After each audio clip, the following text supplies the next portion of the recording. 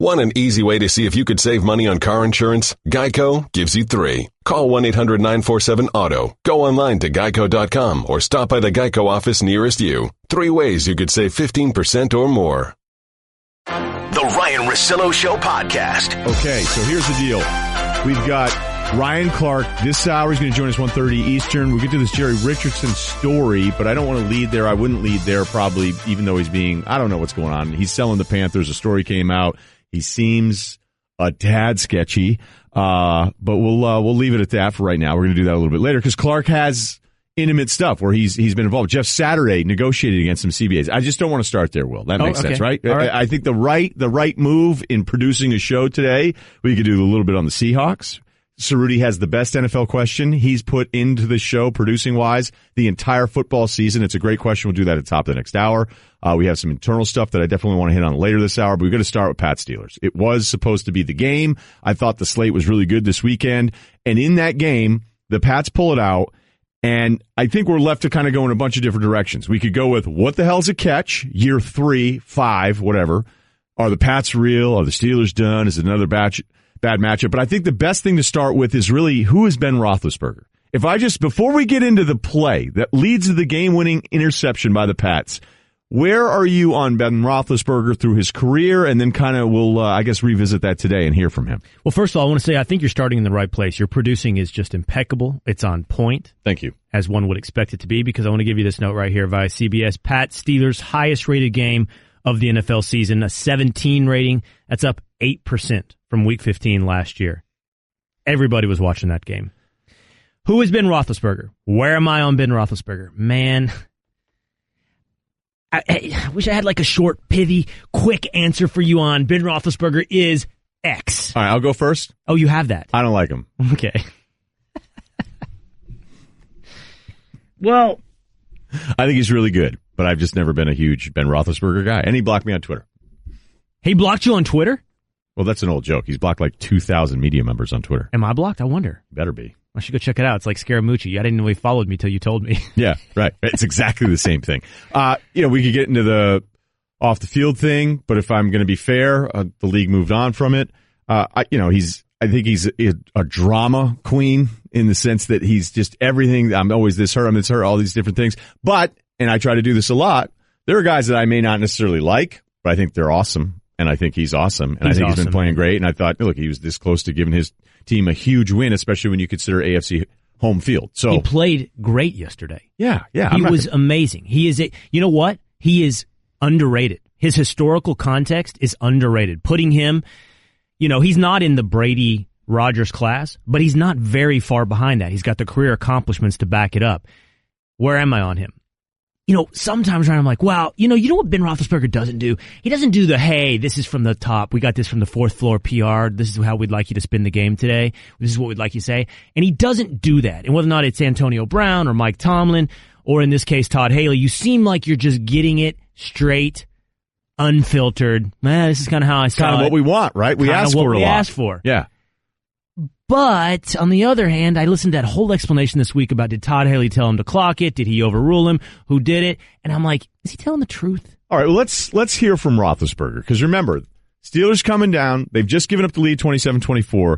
They hit Schuster for a 69-yard play. And it looked at one point, it was just a man in a pro football game standing on the field with no one ready to tackle him. And you go, are they going to win this game right now? So he gets tackled.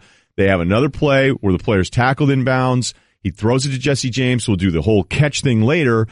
But then when the James thing is overturned, you're sitting there going, okay, the James thing was overturned. Then they throw it. They keep the guy in bounds. They run it. It's third down. They can clock it right there. Fourth down, kick the game-tying field goal. I like that Roethlisberger and those guys were going for it. Then it's a matter of who really knew what the play was. And then afterwards, you're going to Roethlisberger do that on his own. He says absolutely not. Here's his explanation in the thing everyone's debating today. To be real clear on that, is that Randy or Todd in your ear saying go for it instead of clock it? Yes. Which one? Todd.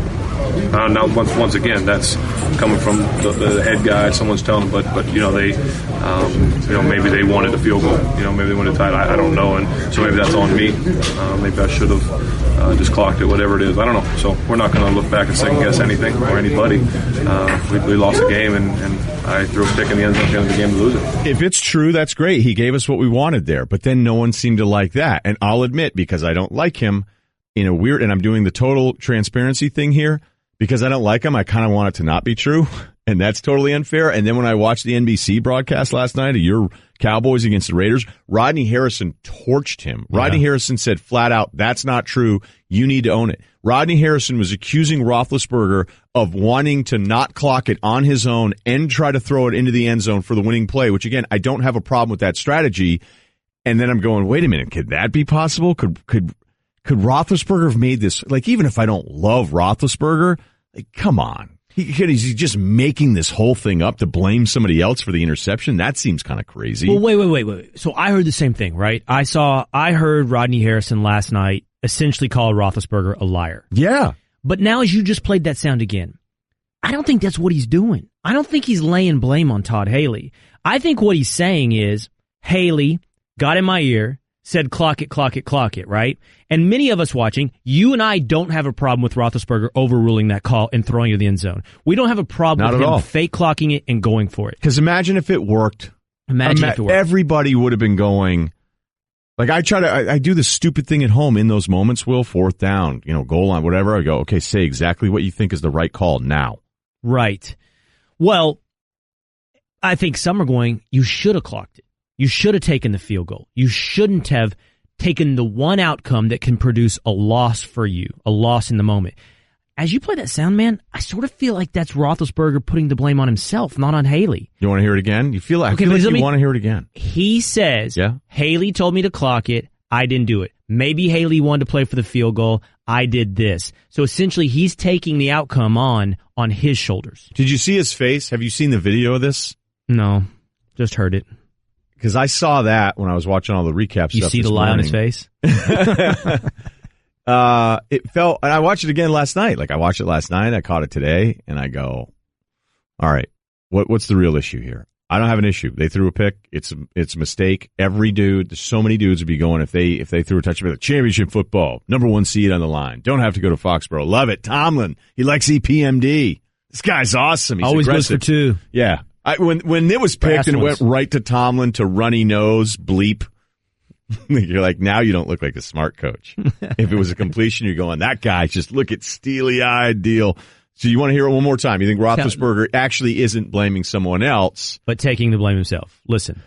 But see, this is the thing, is in the rules of this thing we're doing here, Will, you're not supposed to mention anyone. You're supposed to say, it was my decision, mine alone. That's true, but we just said he doesn't get releases from the fourth floor PR department.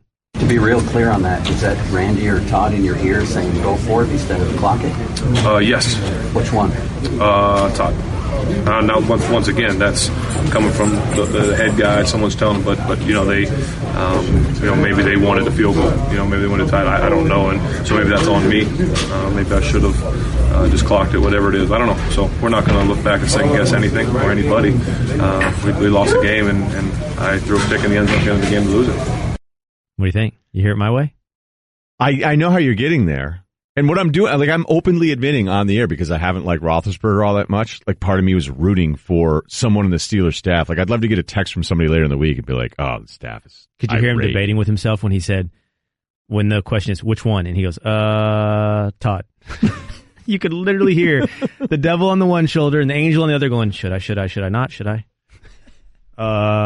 Quarterbacking 101, though. Like Russell Wilson, imagine if Russell would have given us the... Well, Russell works on the fourth floor.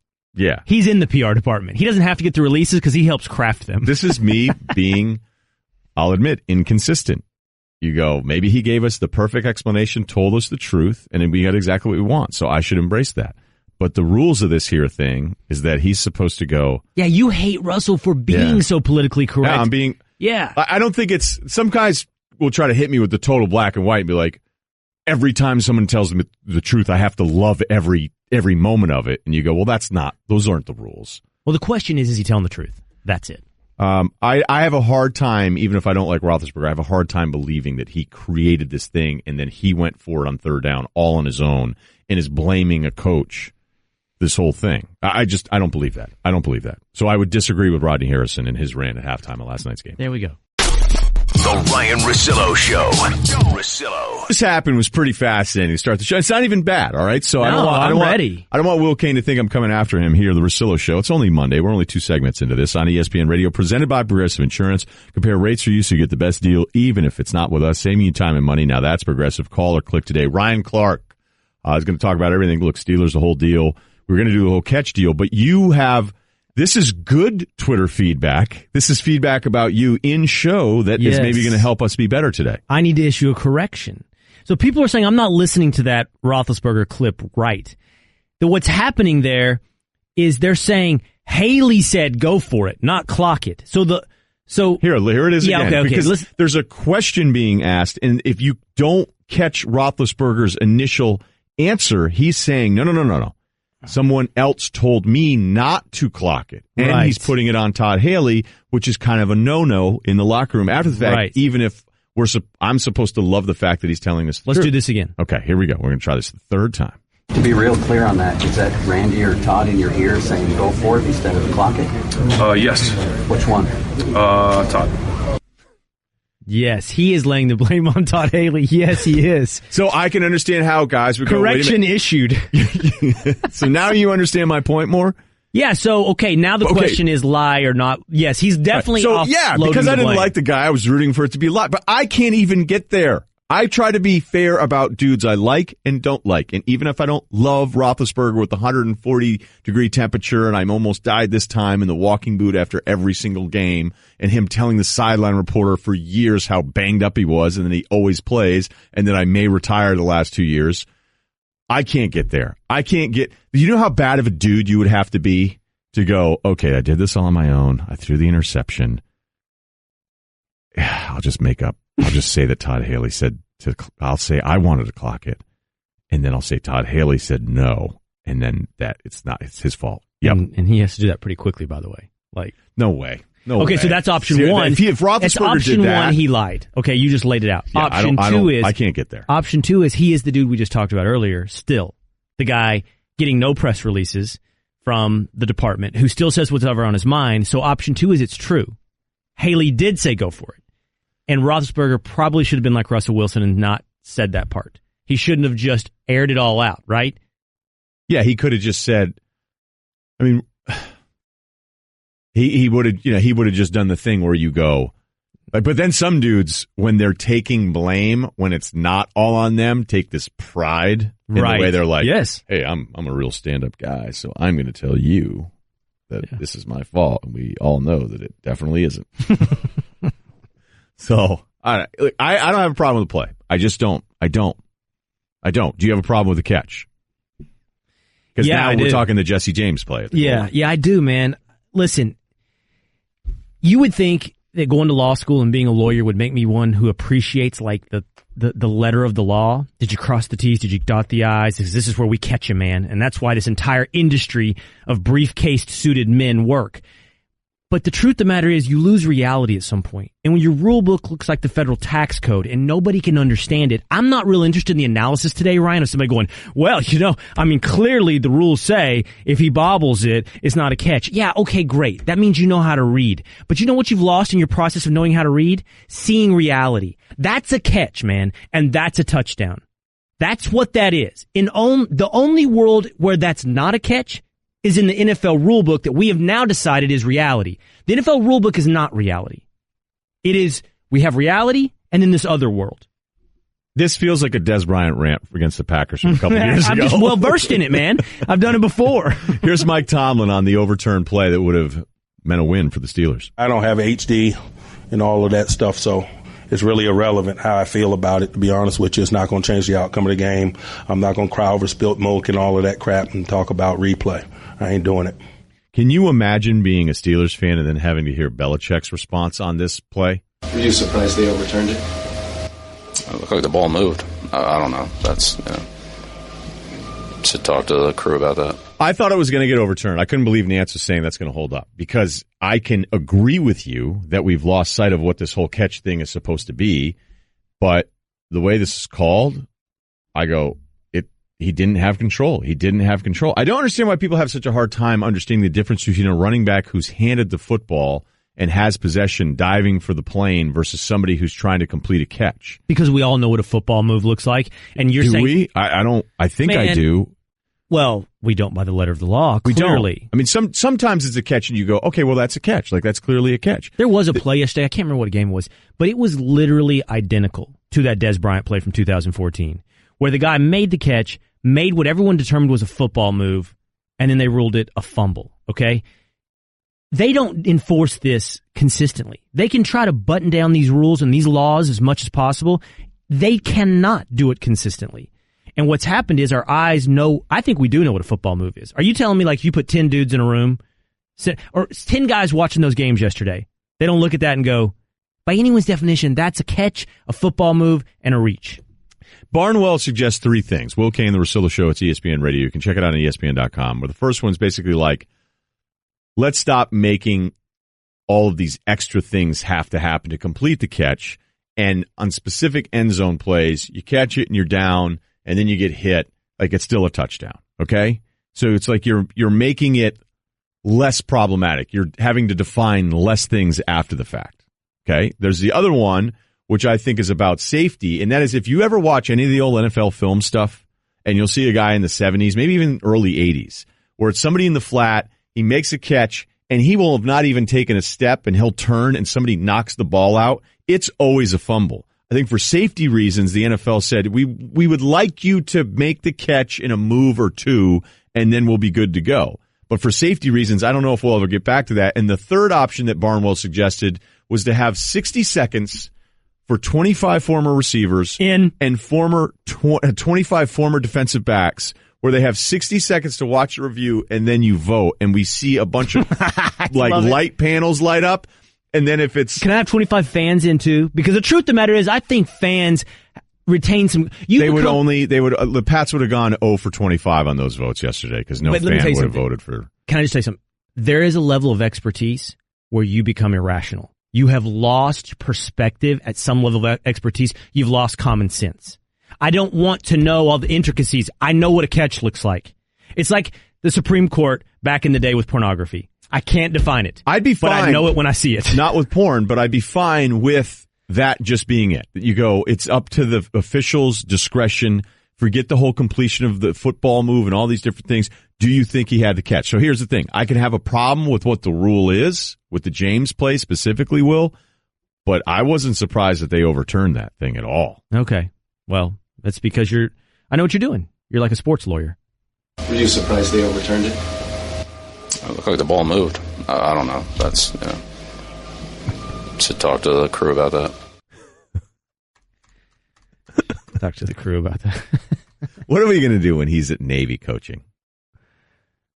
You know? At Navy? Yeah, that's my theory. That's my Belichick endgame theory. Navy? Yeah, head coach of Navy. Just because he's just a football guy. Loves the midshipman. Doesn't need all this glory. No, he doesn't need it. 5 rings, bro. 7 if you count. Well, yeah, as an assistant. Okay, the Russillo Show. Could he bring Navy back? Could he get Navy in the playoffs? Back, folks! I wouldn't rule it out. The Ryen Russillo Show. Russillo. I just saved hundreds of dollars by switching to Geico. I've never felt more alive. Disclaimer. Geico cannot guarantee you will feel more alive. You either possess functioning respiratory and circulatory systems, or you do not, or you are a zombie. If you are indeed a brain-starved zombie and you would like to save money on car insurance, the Geico legal team applauds your excellent life choices, even in your shambling afterlife. But we strongly encourage you to visit geico.com or download the Geico app. Please stay a minimum of 500 feet away from our large and presumably delicious, delicious brains. Geico. 15 minutes could save you 15% or more. I'm going to play the Diddy audio for you a little bit later. A.K.A. Puff Daddy. What was he going to be there for, like a minute? Was it Buddy Love? Brother Love. Brother Love. Bubba was just about to jump in. Bubba, did you know that? Yeah, Brother Love, yeah. Because people in wrestling were really upset because there's a guy, Brother Love, like, oh, you stole his name. It's Brother Love. Come on. Is that why he abandoned it? Probably, yeah. Wrestling always wins. That was a soft launch for Diddy. on that Brother Love thing. Beta version. Yeah, and then he's like, what are you guys, nuts? I wouldn't do that. I wouldn't change my name to something dumb. Diddy. Still Diddy. I kind of wish Bubba had picked up on the cues there to drop our collective soul that I thought we were going to get a lot of this week before the holidays. I feel like you're messing It'll be that around, up. don't worry. Do I need it on the board here, or am I going to abuse it? You might abuse it, but we can get it over there. So you're saying I would abuse it? Yeah. Okay, all right. But because the Panthers are for sale and the investigation into Jerry Richardson from Sports Illustrated, all the stuff, do you want to just start there quick on that Jerry Richardson stuff? Because I'm reading along going, okay, where's the smoking gun? Where's the smoking gun? Maybe he's just an old dude, and maybe he's can I shave your legs? I'm out. I go, okay. There's no counter to, hey, thanks for making it to work today. Can I shave you? You can't contextualize that one? No. Like, well, wait a minute. What date? Was it Tuesday? If you put that in the proper context. Was it someone's birthday? You know? I'm just trying to think like Michael Scott. Could Michael Scott get away with, hey, shave your buddy at work day? Doesn't work. Okay, so yeah. You can jump off there a little bit, or do you want to get right to the Cerruti topic? You want me to talk now is what you're saying? I'm sorry. I didn't know. I didn't want to transition out of this, Will, unless you wanted it. Like, did you want to stay with this? Because I know this has kind of been your my thing? Yeah, your thing for a bit. No, because I've said that the storm is coming for the sports world. Yeah. It's true. Let me tell you what I think. First of all, I got two analogies, so just keep up with both of them. Okay. All right? I'm locked in. First of all, I have said, that there is a storm coming for the sports world. I think we now know that to be true. What I will continue to tell you is I believe you are only getting the outer bands of what we now know is a Cat 5 storm. That it's going to get worse before it gets better. It is now claimed the owner of an NFL franchise, and it will claim more. And it will be more scandalous. You're going to say more owners are going to be going down. No, I didn't say more owners. I'm just saying more high profile, more all-encompassing, more conversation from 8 a.m. to 5 p.m. This will encompass everything. And I'm just telling you, I don't know how it lasted that long, that it was Hollywood and it was media, but it wasn't sports. It was clear that it's coming. And I want to say this also. This is my other analogy. I told Cerruti and the guys in the control room. Do you know what cowboy poker is? Rodeo poker? Is that where you know everybody else's cards? No. Now, sometimes at rodeos, maybe during a slow moment, maybe at smaller rodeos, they play. I only go to smaller rodeos. Well, I'm surprised you haven't encountered this yet. Then PBR's coming to Madison Square Garden here at the beginning of January. Happy to take you. End of January? Beginning? All right. Cowboy poker is you put a card table in the middle of the arena. Oh, yeah. Wait a minute. I know this. Four dudes sit down and start playing poker. Yep. Right? Then they release the bull. And the game is who can stay seated the longest. Who remains playing poker. Maybe the card table itself goes into shreds. Yeah, and then the four guys will just be sitting there. Maybe sometimes dudes go flying. And maybe some guys go, you know what, I'm done with this, I'm out of here, and take off running. It feels like society is playing cowboy poker right now. There are just people dropping left and right. You never know where it's coming next. Stay in your seat. Keep playing cards. If you're doing your things right, maybe he doesn't come for you. Well, we're going to find out from Diddy that he wants to own the team. The Russillo Show, it's ESPN Radio. But Cerruti asked this question in the pre-show, which I think I know Cerruti's answer, and that's why he's asking the question. Yeah, it was, would you have any trepidation about buying an NFL franchise right now in the current climate? So what are you asking me exactly? With how we don't know what a catch is, fans are angry. I don't care about the ratings catch are thing. down. There's all sorts of off the field protestings going on. Do you think it's worth? So I got. He said buying into first thing he said is we don't know what a catch is. Well, I'm recency biased. That's going to stop somebody from buying a franchise. Here's what I would say. So I could put together a portfolio 2 + 2, whatever. Plus, I got to go over $2 billion, right? So I get my guys. I start calling all my dudes. I go, all right. So let's put together a package. All right, I'm in for 100. Okay. So I'm putting together this package, and basically what I have to do is I have to convince myself: is this investment going to be worth it? Or am I buying football at its peak? Am I buying that brownstone in maybe your neighborhood in New York City? No. Williamsburg. All right. Am I buying Brooklyn? Whatever. Any rich, fancy, like high demand. Am I buying this real estate right before the bubble, okay? Am I buying it right before the bubble? And my guess would still be, if I'm putting together this ownership group, I will see an increase in value of the football property, even if it's not at the scale that it's grown the last 10 years, that I will have a return on my investment in a sports franchise in 10 years. So I would still buy it despite all their problems. And my answer to you, Cerruti, was, because you asked this question directly after having the Jerry Richardson conversation as well, I don't have any skeletons. So, yeah, I'll buy an NFL franchise. Will took this a whole different way. So you went that way. I thought about the money, just can I put together my money?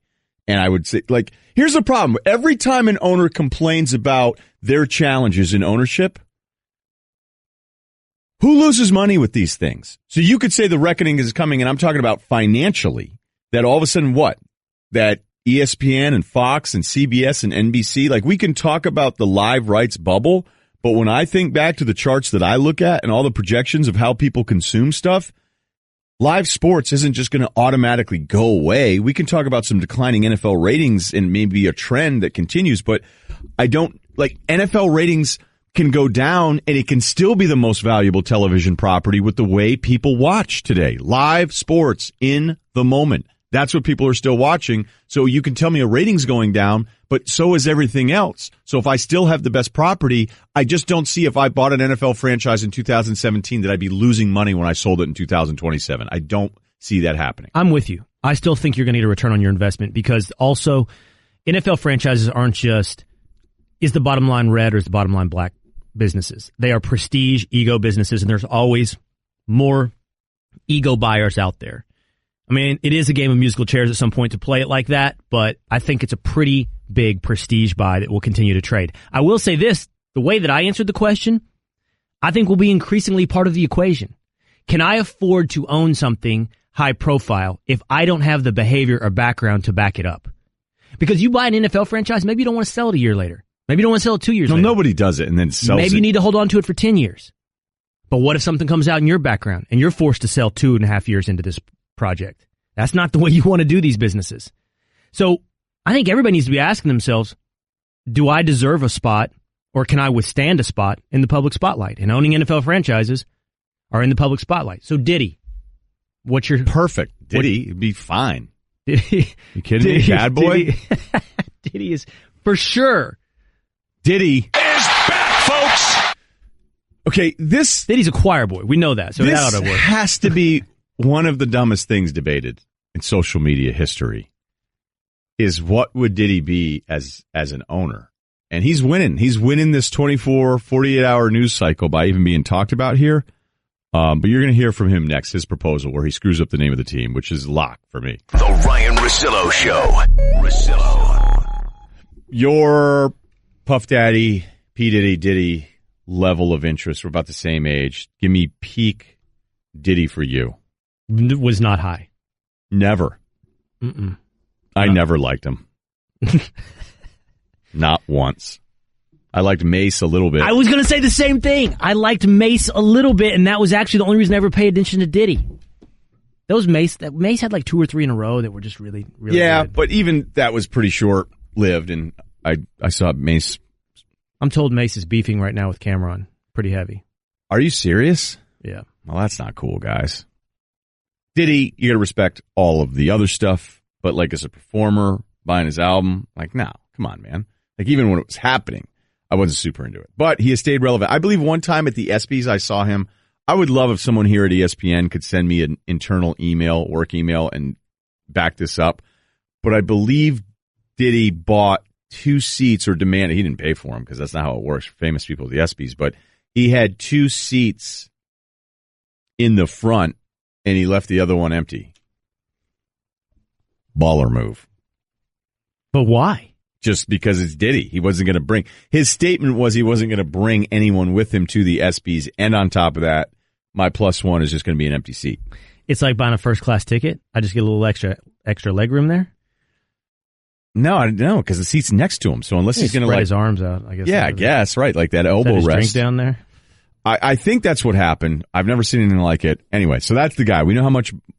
He's more about being a mogul than he is ever being a rapper. So to add to that mogul level, He said that he wanted to buy the Panthers with the reports that Jerry Richardson is now selling them. Okay, y'all, this is just in breaking news. The North Carolina... Okay, focus at least on that beginning part on which team it is, because I want to make sure it's the same team. Okay, y'all, this is just in breaking news. The North Carolina Panthers, okay? North Carolina Panthers are up for sale. I believe it's time to turn the franchise over to new ownership. Well, I need to send a message out to everybody in the beautiful state of North Carolina. I will be the best NFL owner that you can imagine. I will immediately address the Colin Kaepernick situation and put him in the running for next year's starting quarterback. It's just competition, baby. It's just competition. But also, I will have the best halftime show, the best selection of music, and we will win. Not if you start Kaepernick Super Bowls over Cam. Why would we cut it off there? He says multiple Super Bowls, right? He says Super Bowls. Gets cut off in the video, yeah. Oh, I saw a video where it doesn't get cut off, where he says we're going to win Super Bowls. So let me just get this straight. On the agenda, sign Colin Kaepernick, put him in contention to start over Cam Newton. Who won an MVP. Really good halftime shows, best music selection in and out of timeouts, win Super Bowls in that order. Maybe in that order? It was off the cuff. You writing it down? Yeah, I'm trying to see what this would be. Obviously, I want this to happen, but what I can't believe is that people don't understand what's going on here. It's just, hey, I'm going to release a video. It's going to get a few million views. I stay relevant. I'm in the cycle now for a couple days. And it's like, oh yeah, that's right. There's Diddy. And by the way, graphics on TV. I'm sorry, but graphics guys today on the Russillo Show on ESPN News don't graphic that as P Diddy. Like we're a newer show here. Okay, we're the show that gets it. This is not Harlem Shake here. Okay, don't graphic him as P Diddy. It's the Russillo Show. His name's Diddy. You're embarrassing me now. I like when you snap when you talk. Like, yeah. So like you're a Hollywood mogul now. But then people were doing them like, well, what would he be like as an owner? Yo, that would be great, right? This 40 seconds tells you it'd be a disaster. Let's have it happen. But he's not alone now, right? He's got others in on his ownership group, one of which is his potential starting quarterback. Kaepernick wants in. Kaepernick's in. He wants to be an NFL owner. Steph Curry wants in. On Diddy's ownership group? Yes. He said, I'm in. He knows. Steph hasn't done the update yet on his phone. He knows. Steph knows. It's not the North Carolina Panthers, at least. Yeah, that's a tough.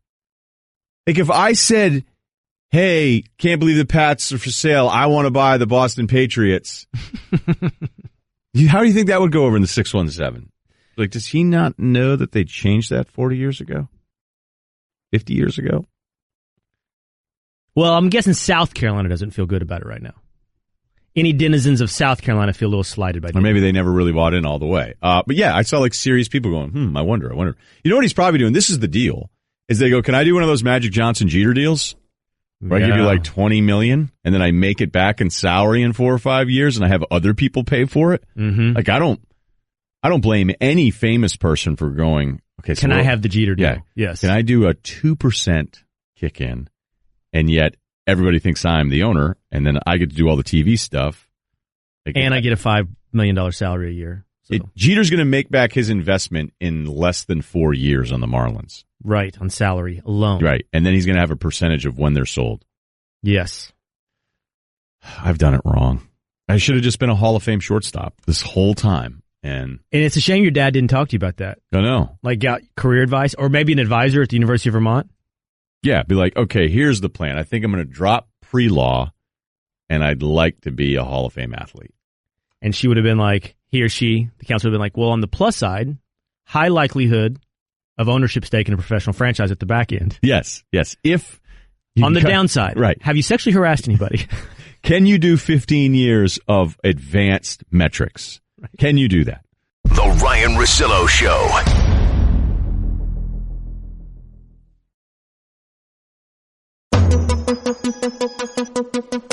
Thank you for listening to the Ryen Russillo Show podcast. You can check out the show live weekdays at 1 Eastern on ESPN Radio, the ESPN app, and on ESPN News. The Ryen Russillo Show podcast. Ryan Clark is hanging out on a Monday. We're going to have Jeff Saturday, Tim Hasselbeck, so loaded. All NFL, all day today. The Russillo Show with Will Kane on ESPN Radio and the ESPN app. We've spent the first two segments on Steelers-Pats. I'd still like to do more on it because, unfortunately we're doing rules, we're doing the catch, we're doing Roethlisberger's deal there. Did you catch Rodney Harrison or hear about what he had said at the halftime of the Sunday night game about Ben? He accused Ben of lying and not owning the fact that he just made a mistake. That essentially when Ben was saying Todd Haley said, don't clock it, throw it, that Rodney Harrison was basically saying Roethlisberger just made that up and wasn't taking ownership. No, I actually heard that. It was after the game. He said it, and I mean that's Rodney's opinion. I guess I can't really. I wasn't in the headset. I don't know what happened. All I know is what the play was. He didn't spike it. Eli Rogers runs the slant. Looks like Eli knew he was supposed to run a slant. Eli clearly knows something's going on. Right, exactly. A lot of other dudes don't. Everybody else looked like they were preparing for a spike. Seemed like Eli knew it was a slant. We've seen this play with AB before. It's usually a fade because it's a little farther out that they've done it. Really, what does that tell you? If it's the quarterback and one guy on the same page and the rest of the team is not, what does that tell you? It tells me the same thing it told me when Dan Marino did it in the 90s, that, sometimes you communicate with other players on the field. He does a signal. Right, yeah. I felt like he looked at Eli and kind of gave him a call. What was going on in his headset? Is there no call for the team, or is that giving away the whole thing? Because the defense I know. There are some teams that will change the way they say it. So instead of if it's clock, and it's the same in this motion, they might say spike, and that means okay, on this one we're going to fake the clock and throw it. And I know you have those different things. I think sometimes fake spike would seem to tip them off. Yeah. Well, not fake spike. No, I'm just saying fake spike. That might be an issue. Yeah. Hey, fake spike it. Yeah. Fake spike it, run a fade. But in that situation, actually that would Manning. That would be Peyton Manning stuff. Sorry, Ryan. You're fine. Hey, man, listen. I'm going to turn off my mic. It's your guys' show, man. It's your guys' show. I'm just here. Please go ahead. Absolutely. No, I'm just saying.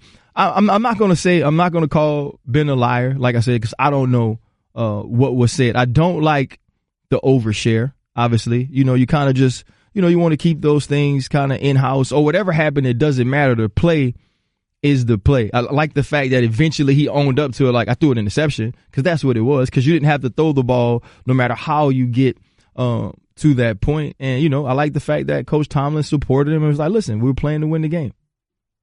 That's a good word, by the way. As you and I debated what's going on with Ben, at a minimum, he's an oversharer. That's his whole life, though. Like if you ever just listen to him, and I don't think it's purposely, I don't think it's malicious. Like, you always know what injury he has, right? We would have a strict rule that you don't talk about injuries. He'd be the guy that would go to a casino with you, and he'd be like, "How'd you do?" And he would just double the total. But see, he's the dude that honestly answers the question. You walk in the hallways, people say, "How you doing?" I don't think he would say up if he was down, but if he won $10,000, he'd tell you 20. No, see, like, I don't think that. Here's what I think. You're calling him a liar. You call him a liar. That's a liar. That's not an oversharer. That's a fibber. Yeah, here's my He's a storyteller. Ryan, he told Michelle Tafoya years ago that he had a temperature of like 104 that day, and people were like, "You'd be almost dead, and you're warming up." Here's what I would say about 104 temperature. When I was dying, that's what my temperature was. Yeah, and you were. Yeah. And for those that may just wonder, wait a minute, what the hell is Ryan talking about? Like, you had some stuff that you were doing. Yeah, that's what I'm saying. So when I was dying, I had 104 temperature, and it sucked. I was not able to warm up nor play football. But so liar. No, but listen. No, see, I'm not even calling him a liar. Listen, Pittsburgh, because I come on Russillo and they replay stuff. And now we got you good with that Gronk thing. Oh, it didn't bother me. Yeah, I wasn't tripping. I know, that's why you said it. And so, I don't think Ben lies. I think he just tells the truth, right? Whereas if you ask most cats about a knee injury, they're gonna downplay it. Oh, it's a little tight, a little stiff, but you're talking about the Antonio Brown thing. I should be able to go. What you talking about? Oh, when you come on the show. Oh, right. I'm talking about like all Patriots fans. They say they won't put hands on me now. I got your back. I would listen, bro. They know what ESPN is. It is not hard to get to. No, they come see me. But I'm not saying I'm going to fight. I'll just talk to the people. No, I won't. I'm going to fight. But so when you look at all this stuff that's going on, I just think he tells us more about the way he sees things happening or the way he feels than most people do. And he's not the guy that's going to say he won 20 when he won 10, but he's for sure not the guy that's going to go, oh, I did all right. You know what I mean? He's going to tell you, oh, man, yeah, I bust him over the head for 10. And I think we're not used to that in football or in sports in general, especially from a quarterback. Yeah. And so we kind of take it, you know, it's like, oh, he's calling Coach Haley out, and then Rodney Harrison says he's lying. How does Rodney know? He don't know nothing about who's lying, who's not. So I'm not going to call him a liar. I'm just saying I wish he would have kind of just kept those things tight to the vest and dealt with that with the team. I got to ask you this quickly. We'll do this because we're running out of time. We got 2 minutes here. I heard John First Take talking about Jerry Richardson, what's going on in Carolina. Give us your perspective. It sounds like you've had personal interactions with the man. He's not. Yeah, it's not surprising. Some of the things you hear, especially the racial things and the tone that he would take with players. He was definitely one of those who was clear that there is a difference in ownership and labor. There's a difference between you and I. He was very clear that difference stemmed from what your job was, and in a lot of cases, what your color was. And so to hear him ask people to call him Mister and those different things, that's not shocking to me. I think it is sad, though, especially in the climate, because you're hearing more about it. A guy with the power he has, in the position he has, putting women especially, I know these are only allegations, so I can't say that they're true or not, putting people in situations that he has. And it's cowardly to me that now you sell the team. When you've already stated that you want to sell the team, your estate will sell the team when you retire. And so now you kind of run from the heat when it's brightest, but you had no problem, speaking up to talk about young African-American men who were protesting. And Max Kellerman today. So that's your issue more than anything, is that now you're selling it because of these allegations. Yes. Prior to. You said, yeah. No, my issue, I don't really. I can't necessarily say I have an issue. These are just my thoughts. Mm-hmm. These are the facts that I feel are true. The Ryen Russillo Show. We have our financial advisor, Tim Hasselbeck, with us for the Russillo Show, Will Kane, ESPN Radio, because we were just breaking down all the Diddy purchase stuff, because Diddy is back, folks, and wants to buy the Panthers. And then we started going through what the numbers would be for the other partners that got on Twitter and said, count me in. But I want to do that a little bit later, because, Will, I know you have a question for him. Well, I asked you this before we went to break, Ryan. I'm going to ask you, Tim. So after yesterday's game, Patriots-Steelers, if you're a Steelers fan, that clock hits zeros. How do you feel about your team today? You feel optimistic about their future this season, or do you feel pessimistic? I think you're disappointed not because of the outcome of the game. I think you're disappointed because Antonio Brown got hurt, and you don't know if you don't know when you're getting him back. I mean, I think your bigger takeaway is the loss of Antonio Brown. Well, okay, Brown goes down. You're looking at it like it's, all right, it's stupid play, and we still almost win this thing. But I feel like the Brady pick and then the short field end touchdown for the Steelers was almost lost in all this. Like, if that pick doesn't happen, I don't know if the Steelers crack 16 points. Oh, yeah, but listen, I think we think that New England's a good team. They took New England to the wire. Really had multiple opportunities to beat them. Mm-hmm. And so I think, if you just look at it as the team that many people believe is the favorite to go to the Super Bowl in our conference, can we beat them? They've kind of had their way with us, especially in the postseason. Are we good enough to beat them? Can we beat them? Are we a different team now? And I think they kind of feel like, yeah, man, we were toe to toe with them. Like we're like, and whether it's a mistake made by another team or not, like New England's looking at it like, look, we made the plays, they didn't, even though it'd be very easy to just look at that game and say, well, this call goes that way, and you eliminate, the dumb decision by Ben late and you win the game. But I think the bigger thing for them is they felt like they could play with New England before the game. They certainly feel that way after the game. And other than having to go to Foxborough, I think the bigger disappointment is Antonio Brown's hurt. Yeah, I think that the Foxborough thing is the reason anybody's entertaining the idea that you'd feel pessimistic. If I were a Steeler fan, I'd watch that yesterday and I'd feel great. I mean, the things that went wrong for the Steelers, that's fixable. That kind of play at the end of a game, that's not at the end of the game, the pick. But that's kind of my point, is that no one's bringing up the Brady pick in a short field and a touchdown. So I'm not trying to be this like pro-Patriot thing on the whole deal, but I don't know. why do you get to include that pick at the end and say, oh, well, the Steelers would have won if it wasn't for that one, and then dismiss the Brady? No, but I'm not saying that. I think it's less of a hot take. But I think some people said. Look at those picks being somewhat different in the sense that, one is more just traditional football play. Guy gets driven back into his lap, pressure on the quarterback. Where Ben's it's not even really a play. It's a fake spike, and you're trying to make something happen. I think the other aspect of it, in terms of how you look at it. Pittsburgh's first touchdown should not have stood. They throw a flag, and the left guard's 3 yards down the field. It's a run-pass option. So they throw a flag for legal man downfield, and for some unknown reason, they pick up the flag, and then CBS never shows it to us again. Yeah, they just went, hey, everything's good. Went back and looked at it, and that play should not have been a touchdown. Okay, help us out with Roethlisberger then, because the explanation afterwards, everybody's trying to figure out who called the code red, okay? Who ordered the code red, I guess is the best way to put that. And Roethlisberger immediately tells us his version of this. To be real clear on that, is that Randy or Todd in your ear saying go for it instead of clock it? Yes. Which one? Todd. Now, once again, that's coming from the head guy. Someone's telling them, but they, maybe they wanted the field goal. Maybe they wanted to tie it. I don't know, and so maybe that's on me. Maybe I should have just clocked it, whatever it is. I don't know. So we're not going to look back and second guess anything or anybody. We lost the game, and I threw a pick in the end zone at the end of the game to lose it. What's going on there? Because Rodney Harrison flat out called him a liar, basically, on the Sunday night halftime broadcast. He goes, yeah, Ben needs to own it more and realize that it's all on him. I don't know. You can not like Roethlisberger, but to then say, okay, I'm going to blame Todd Haley for this thing, maybe it's just, I don't know. What do you think?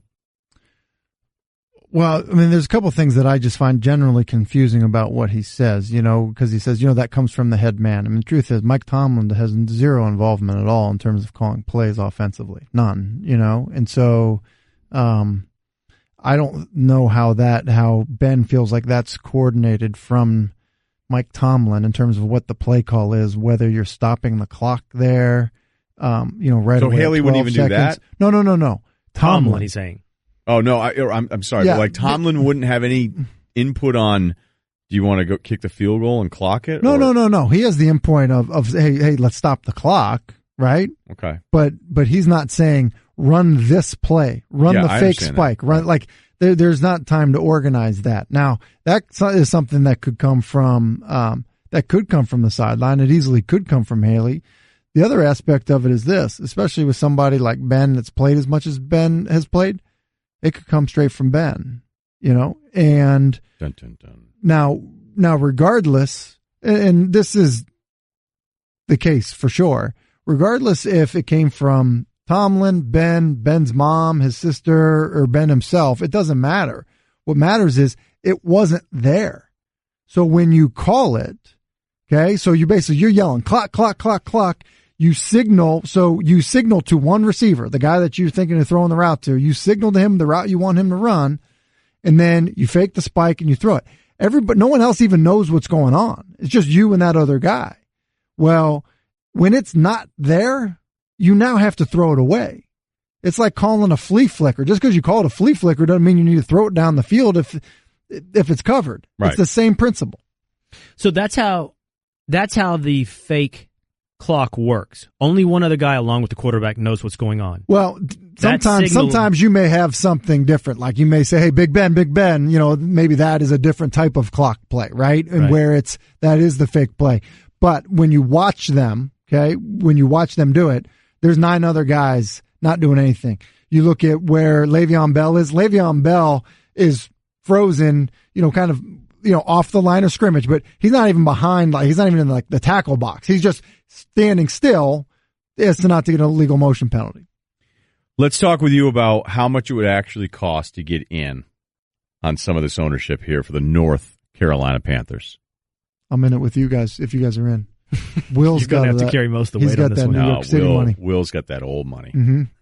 Hasselbeck family's new money. Thank you for listening to the Ryen Russillo Show podcast. You can check out the show live weekdays at 1 Eastern on ESPN Radio, the ESPN app, and on ESPN News. The Ryen Russillo Show podcast.